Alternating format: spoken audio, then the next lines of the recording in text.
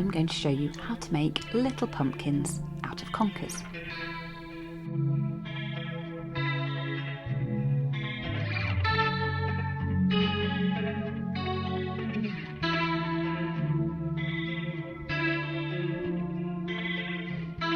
Here's what you'll need. You'll need a conker,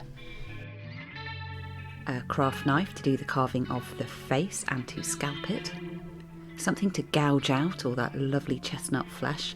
I'm using a wood carving gouge, but you could use a knife as well.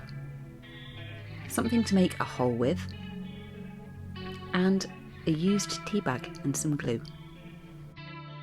Try and use a fresh conker if you can. It's a lot easier to carve them before the skin starts to dry out and get hard and crispy.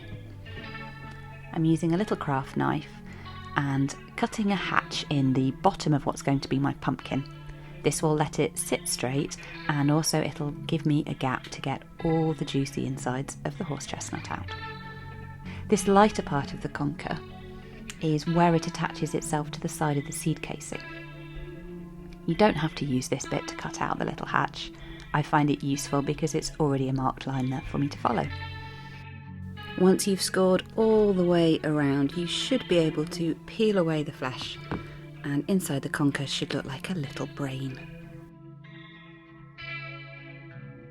I'm using a small wood carving gouge to get out the insides of the conker. I want to take all of the insides out, so I'm just left with the shell. This gouge is just the right shape for getting in there, but you could use a knife too.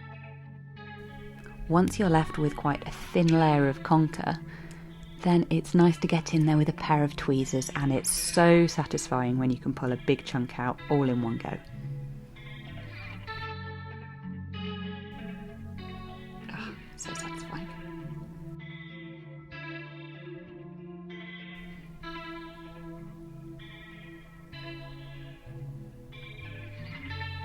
Then your hollowed out shell is ready for carving a pumpkin face.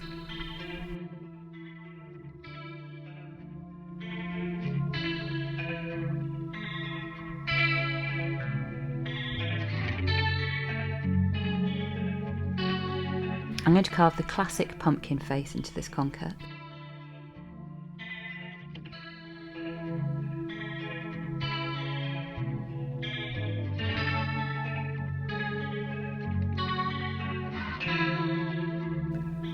Now, not only are the triangle eyes wonderfully traditional, they're also incredibly easy to cut into a conker. So with just a few presses, you can cut out a couple of eyes and then score where you want the mouth to go and add some teeth in the same way that you added the eyes.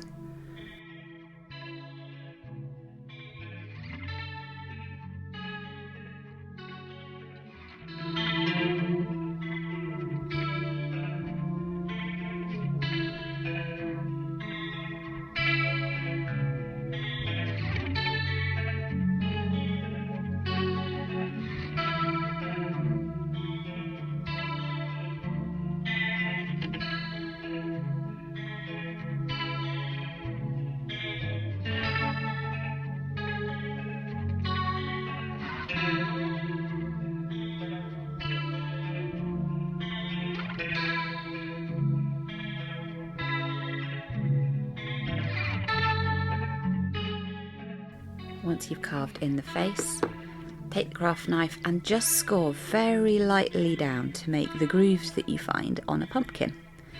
You'll barely be able to see these at first, but once you've left the conker out to dry for a few hours in the sunshine, it will shrink and these will become much more prominent and make it look much more like a pumpkin.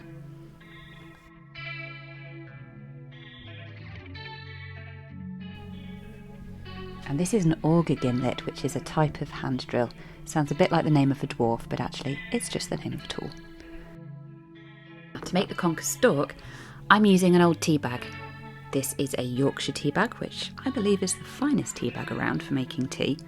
And after enjoying a lovely cup of tea, I took the tea bag out, dried it out in the sunshine, emptied out the tea, and this is it. I'm left with this crispy brown stalk looking paper, which is really good for making pumpkin stalks.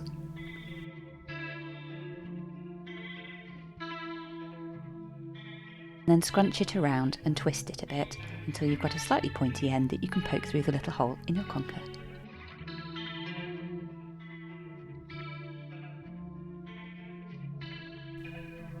You can use tweezers to pull it through on the other side and make sure it's firmly stuck in there.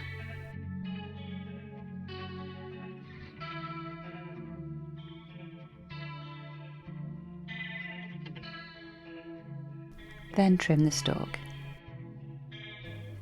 Now for some glue. You can use PVA or this lovely Mod Podge, and I quite like to apply it with my fingers because it feels nice and I like to peel the dried off glue from my fingers afterwards. Squidge it around till it looks like a stalk and leave it to dry.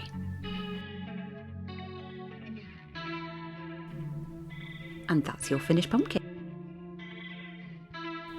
The more they shrink, the creepier they look, and if you put a little light inside, they look extra spooky.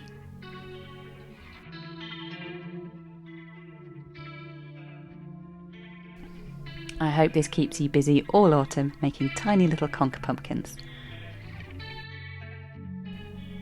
Please do look at my other videos for other ideas of things to make using things around the house and nature.